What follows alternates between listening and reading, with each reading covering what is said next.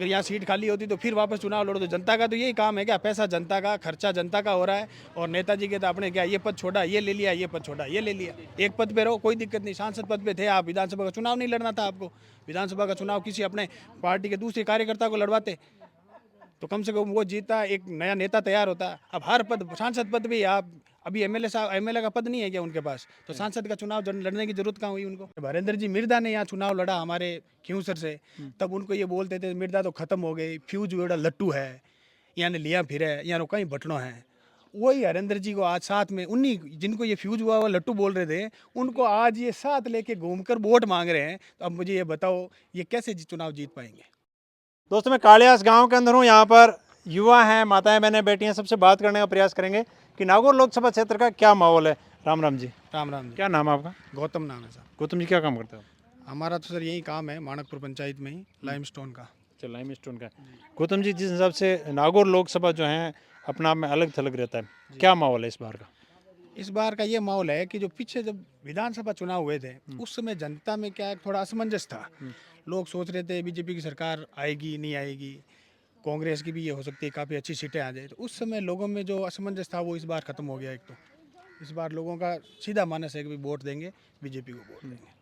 और दूसरा ये रहा कि हर बार हमारे यहाँ से जो विधायक रहे, जो सांसद रहे, वो क्या करते थे, सबसे ज़्यादा नुकसान उन्होंने पहुँचाया कांग्रेस को आज तक। और अब उसी कांग्रेस का वो सारा लेकर इस बार चुनाव जीतने की कोशिश कर रहे हैं, वो संभव होगी नहीं। क्योंकि पिछली जो 2 दफ़ा उन्होंने कांग्रेस की जो या सीटें जिन्होंने चुनाव लड़ा, उनको उन्होंने जितना कहना था, भरा बोलना था या उनका जितना विरोध करना था उन्होंने किया। ये बात चाहे ऊपर हाईकमान तक गई नहीं गई या जो भी ऊपर दिल्ली बैठते हैं उनको पता हो या नहीं हो, लेकिन यहाँ की जो लोकल जनता है उस सबको पता है कि सवाई जी ने जब यहाँ चुनाव लड़ा तो उनके बारे में ये क्या बोलते थे। जब हरेंद्र जी मिर्दा ने यहाँ चुनाव लड़ा हमारे खियूसर से, तब उनको ये बोलते थे मिर्दा तो खत्म हो गई, फ्यूज वेड़ा लट्टू है, यहाँ ने लिया फिर है, यहाँ कहीं भटनो है। वही हरेंद्र जी को आज साथ में, उन्हीं जिनको ये फ्यूज हुआ लट्टू बोल रहे थे, उनको आज ये साथ लेके घूमकर वोट मांग रहे हैं। तो अब मुझे ये बताओ ये कैसे चुनाव जीत पाएंगे। और बीजेपी में सीधा और समीकरण है कि यहाँ पे ना तो अब कोई कांग्रेस की बात रही ना बीजेपी की बात रही, यहाँ 36 कौम का एक ही बात है कि भाई हनुमान ने जो भी पार्टी के साथ गठबंधन किया उसको हमेशा ठगा ही है, उसके साथ वफादारी उसने कहीं करी नहीं। और उसकी वजह से इस बार जनता जो है, एक किसी व्यक्ति विशेष या कोई जाति विशेष की बात नहीं है, हर कौम वाला ये कह रहा है कि हम बीजेपी से इस बार जुड़ेंगे और वोट देंगे खुलकर, हमारे ऊपर किसी का दबाव नहीं है।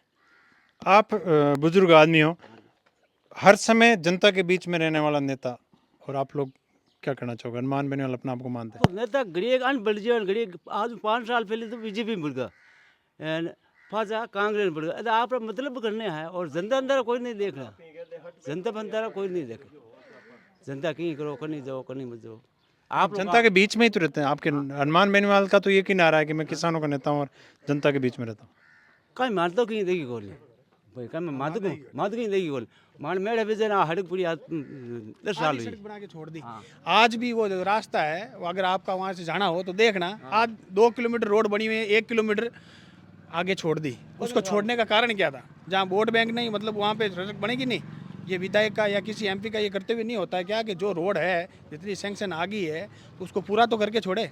1 किलोमीटर की रोड छोड़ी हुई है तो वो क्यों छोड़ी? अब ये कोई पूछने वाला तो है नहीं, क्योंकि आज एक आम आदमी है या किसान है, उसको अपने काम से फुर्सत नहीं है। अब वो कहाँ संसद में जाए, कहाँ विधानसभा में जाए, किससे पूछे? वो तो उसी से पूछेगा ना जो यहाँ आके इनको कभी आके बतलाए आके कि भाई कहीं है थाना हाल, कहीं है थाना चाल, कहीं है। सिर्फ 5 साल में जब वोट होते हैं उसी समय नेताजी आते हैं। कभी बीजेपी से गठबंधन, इस बार कांग्रेस से हो गया और अगली बार पता नहीं, भगवान जाने क्या होगा। गठबंधन वाला आरोप तो कहीं ना कहीं बीजेपी कांग्रेस का तो ज्योति पर भी आरोप लगा रहे हैं। ऐसा है, ज्योति ने गठबंधन कहाँ किया? ज्योति कांग्रेस में थी, बीजेपी ठीक है, गठबंधन तो हुआ नहीं। इन्होंने बीजेपी कांग्रेस को छोड़ा, बीजेपी ज्वाइन कर ली, ठीक है। तो ऐसे तो एक बात बताइए, इनेलो में थे पहले, फिर ये बीजेपी से विधायक बने, फिर वापस गठबंधन करके ये विधायक बने, फिर गठबंधन से ये सांसद बने। तो एक बार बताओ कि ज्योति ने तो अपनी भाई कोई मजबूरियाँ रही होगी या इनको पार्टी में कुछ तवज्जो नहीं मिलती होगी, तो ये छोड़ कर बीजेपी में आई। ये मना तो नहीं कर रहे कि हम कांग्रेस में नहीं थे बिल्कुल कांग्रेस में, कोशिश करी, एक बार एमपी बने। हमारे यहाँ आसपास के गांव में कई जगह पे कहीं जीएसएस की जरूरत थी, वहाँ जीएसएस भी ज्योति के कहने से आया। कुछ मुद्दे ऐसे थे जहाँ पानी की व्यवस्था ही नहीं थी, ज्योति ने मदद करी। हाँ ठीक है, 100% कोई काम नहीं कर पाई, उसकी वजह ये भी रही होगी सरकार में नहीं थे, ठीक है। और इस बार ये है कि यहाँ पे सरकार बन चुकी है बीजेपी की, और संभावित है कि बीजेपी की सरकार अब सेंटर में भी आएगी।